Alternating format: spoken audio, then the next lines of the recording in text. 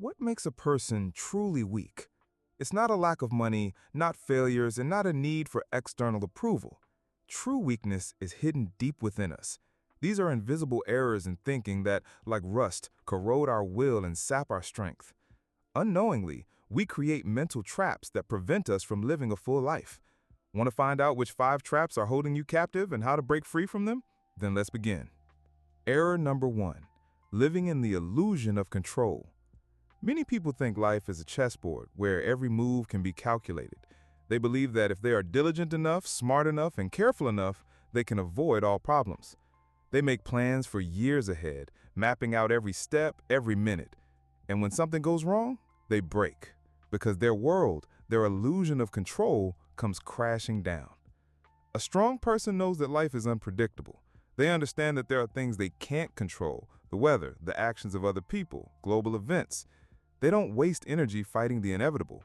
Instead, they focus on what is within their power: their thoughts, their reactions, their actions. Let's look at this from a skeptical point of view. We can't know the future with certainty. Any prediction we make is just a hypothesis based on available data, and that data is always incomplete. Therefore, the belief in having complete control over life is nothing more than a cognitive distortion. It's an attempt to find security where there is none. It's like building a house on sand and being surprised when it collapses during a storm. Here's an example. An acquaintance of mine, let's call her Vera, planned out a perfect career. She graduated from a top university, got a job at a prestigious company, and worked 12-hour days. Her plan was simple: department head in 5 years, director in 10. But life intervened. The company underwent a restructuring, and her position was eliminated. Vera was devastated. She couldn't understand how her perfect plan could have failed. She spent months trying to find a similar job, but without success. Her self-confidence was shattered because she believed that success was solely the result of her efforts. Another acquaintance, Dmitry, approached his career differently. He worked just as hard, but always kept in mind that things could change. He developed various skills, networked with people from different fields, and was always ready for new opportunities. When his company faced a crisis, he didn't panic. He used his connections and skills to quickly find a new job in a different, more promising industry. He didn't control the events, but he controlled his reaction to them. He was prepared for uncertainty. To become stronger, you need to let go of the illusion of control. Stop trying to manage every aspect of your life. Focus on being flexible. Accept the fact that you can't know what will happen tomorrow. Learn to adapt. When you embrace uncertainty, you stop being afraid. You start to see opportunities where you once saw only threats. This is what true strength is. Error number 2, living in the past or the future. We are constantly trapped in time. We either dwell on the past, reliving old hurts and mistakes, or we live in the future, endlessly planning and worrying about what hasn't happened yet. We are rarely here and now, in the moment. We miss the present, and this makes us weak. This weakness not only makes us unhappy, but it robs us of our ability to act. When you live in the past, your decisions are based on outdated information. You try to fix what has already happened. And when you live in the future, you are paralyzed by fear. You're afraid to take a step because it might lead to some imaginary scenario. You become a spectator of your own life, not a participant. A strong person understands that the past is just a story, and the future is just a fantasy. The only thing they have is the present moment. They learn from the past, but they don't let it define their present. They make plans for the future, but they don't let worry about it paralyze them. They live in the moment, enjoying every single second. This doesn't mean they are reckless. It means they are pragmatic. They know that the only moment in which they can change something is now. Every action they take, every choice they make, happens in the present. And these actions shape their future. Skepticism teaches us that memory is an unreliable thing. We often recall events not as they actually were, but as we want to see them. We rewrite our history to fit our current emotions. We can remember the past as a golden age to avoid present disappointments, or as an eternal nightmare to justify our inaction. This is just a narrative we create for ourselves. The same goes for the future. We can't know what will happen. All our fears and hopes are just projections of our consciousness, and they have nothing to do with reality. These projections are products of our mind. We create them ourselves and then let them control us. It's like looking at a shadow and believing it's a real monster. Here's a story from life. My colleague, Oleg, couldn't forgive himself for a mistake he made on a past project. He constantly went back to it, replaying in his head how he could have acted differently. He was a talented professional, but his constant self-recriminations made him indecisive and ineffective. He was afraid to make decisions because he was afraid of making another mistake. His past held him captive. He constantly told the same story about his failure, even when no one asked. It became his identity. He was that guy who failed the project. And as long as he lived in that story, he couldn't move forward. He couldn't take on new, challenging tasks because his brain would immediately say, "You've already failed. Why try again?" This internal battle made him weak and exhausted. With his own hands, he built a prison of memories and locked himself inside it. Here's another example. My friend, Lisa, was constantly worried about the future. She thought about what would happen if she got fired, if she didn't find a good partner, if she didn't manage to buy an apartment. Her brain was in a constant state of anxiety. She couldn't enjoy her current life because her thoughts were filled with scenarios that would never happen. She constantly felt drained. She turned down dates because she was afraid they wouldn't lead to anything. She put off buying new clothes because she thought she would soon have to save money. Her anxiety about the future was so strong that she wasn't living in the present. She was giving up joy, opportunities, and experience to prepare for problems that might never exist. Her imagination, which should have been a source of creativity, became a source of her weakness. To become stronger, you need to learn to be here and now. This is not just a beautiful phrase, it is a skill that can be trained. Meditation, mindfulness, and simple breathing exercises are not esoteric. They are scientifically proven methods that help you return to the present moment. When you walk down the street, notice the trees, feel the wind. When you eat, notice the taste of the food. When you talk to someone, listen to them without thinking about what you will say next.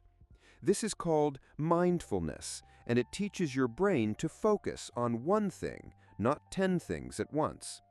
It helps you separate real facts from your fantasies about the past or the future. You can start small. In the morning, when you drink coffee, don't sit on your phone. Just feel the warmth of the mug. Breathe in the aroma. Taste it. When you're on the subway, look up from your screen and just watch the people. Notice how they move, what they are wearing. This may seem silly, but it trains your brain to be here and now. With each passing day, you will feel more and more rooted in the present moment, and your anxiety about the past and future will weaken. Understand that the only power you have is the power of the present. You can't change the past, but you can learn from it. You can't control the future, but you can shape it with your actions here and now. Live in the moment, and you will see how much power it holds. It will manifest in your decisiveness, in your ability to enjoy the little things, in your confidence that you can handle any situation, because you will be reacting to what is happening, not to what has already happened or hasn't happened yet. Error number 3, seeking approval from others. Many of us were taught from childhood to be good, good children, good students, good colleagues. We are afraid to say no, afraid to offend, afraid to seem selfish. We try to please everyone around us, sacrificing our own desires and interests. We agree to jobs we don't like, meet people we're not interested in, and do what is expected of us. This desire to be convenient for everyone is a huge weakness. It makes you a hostage to other people's expectations. You stop being the master of your own life. You live by someone else's script, not your own. As a result, you lose yourself. You stop understanding what you really want, what's important to you, and what isn't. Your energy goes into maintaining other people's illusions about you. Skepticism teaches us to question authority. And the most important authority we must question is other people's opinions of us. We can't know what people really think. Their words might be insincere. Their praise might be a manipulation. Their criticism might just be a projection of their own problems. And even if they are sincere, their opinion is based on their own values and experiences, not yours. An example from my life. My friend, let's call him Denise, was always the life of the party. He never said no to anyone. They asked him to help with a move, and he agreed, even if he was sick. They asked him to work on the weekend, and he agreed, even if he had other plans. Everyone considered him a wonderful guy, but he himself felt empty. He wasn't living his own life, but the lives of other people. At one point, he just burned out. He lost interest in everything, stopped talking to his friends, and became depressed. To become strong, you need to learn to say no. This doesn't mean you have to become selfish and ignore everyone around you. It means you have to learn to prioritize. Your desires, your interests, your time, these are the most valuable things you have. If you constantly give them away to others, you'll have nothing left. Self-respect is the foundation, and you won't be able to respect yourself if you constantly betray your interests.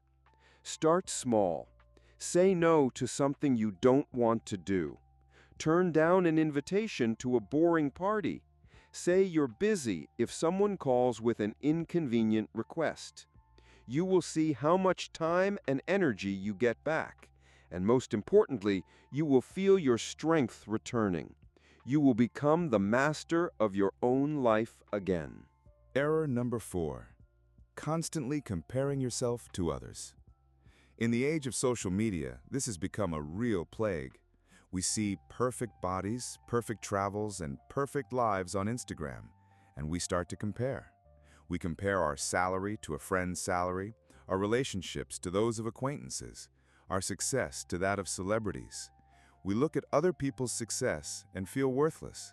We see other people's victories and fail to notice our own. This endless race turns into a vicious cycle. You try to reach someone else's level, you reach it, but then you immediately find a new, even higher bar, and so on indefinitely. This race has no finish line because you will always find someone you think is better than you. Comparison is the thief of joy. It doesn't let you enjoy what you have. It creates the illusion that you are always losing, and it makes you weak. You start to doubt yourself, your abilities, your decisions. Your self-esteem plummets, and envy gnaws at you from the inside. Envy is not just an unpleasant feeling. It is a destructive emotion that takes away your energy and prevents you from focusing on your own growth. It makes you want other people's achievements instead of building your own. You stop appreciating your own journey because it's not as bright and fast as others. Skepticism teaches us to be critical of information, especially what we see on social media.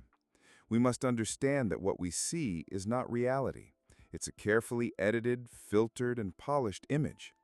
Behind every perfect photo are dozens of failed attempts, and behind every successful project are years of hard work and sleepless nights.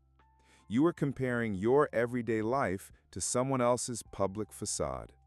This is an unfair comparison. Think about it. No one posts their failures, their doubts, their financial struggles. We only see the tip of the iceberg, and we draw conclusions about a person's entire life based on that small part. It's like judging a book by its cover. It's illogical and irrational. Imagine a situation. You worked hard on a project, and you finally finished it. You were proud of yourself. You feel a sense of satisfaction. You see the result of your labor. But then you go on social media and see that your classmate launched a startup that has already attracted millions in investment. And that's it. Your joy disappears. You start to think your project is trivial. You devalue your own work. Your pride turns into envy, and your sense of accomplishment turns into a feeling of inadequacy. At that moment, you stop being strong because you are handing over control of your emotions to another person. You are allowing someone else's success to define your value. To overcome this weakness, you need to understand a simple truth. You are comparing someone else's cover to your own essence. You only see what people want to show you. You don't see their sleepless nights, their failures, their inner struggles. You only see the result. And that result is often just the tip of the iceberg. Your path is unique. You have your own talents, your own circumstances, your own opportunities. You cannot compare yourself to another person because you started from different positions and are walking down different roads. It's like comparing a marathon runner to a sprinter. Both are running, but they have different goals and different strategies. Start comparing yourself not with others, but with your past self. Look at how far you've come. What have you learned? What have you accomplished? What habits have you changed? This is the only truly honest way to measure your progress. Your only competitor is yourself. If today you're even 1% better than you were yesterday, that is a victory. This is what true growth is. You can't control what other people do, but you can control your own actions and your own improvements. Stop the endless scrolling. Unsubscribe to accounts that make you feel envious. Focus on yourself, on your goals, on your achievements. Understand that everyone has their own path and their own pace. It's pointless to compare an apple to an orange. You are unique, and your life is too. Your strength is not in being like someone else, but in being yourself. When you stop comparing, you start to value yourself. You start to see your strengths, your successes, and your progress. And that self-confidence is true strength. Error number 5, striving for perfection. Many people believe in a perfect world, perfect relationships, a perfect job, a perfect home, and they try to achieve this unattainable goal. They spend an enormous amount of effort, time, and energy trying to make everything perfect. The result is always the same: disappointment. Perfectionism is a mask that hides fear, the fear of not being good enough, the fear of criticism, the fear of failure. Perfectionists endlessly postpone starting something because they're afraid the result won't be perfect. They spend hours on insignificant details instead of doing something important. They get stuck in a cycle of endless improvements and never finish anything. Skepticism teaches us that nothing is perfect. There is always room for improvement. The pursuit of perfection is an illusion that only gets in the way of your development. You will never achieve an ideal because it doesn't exist. You can only move toward it. And this movement, this progress, is what is most important. Imagine a writer who wants to write the perfect novel. They sit for weeks on the first chapter, trying to make it flawless. They rewrite it again and again. They never get to the middle of the book because they are stuck at the very beginning. But another writer just sits down and writes. They know the first draft will be far from perfect.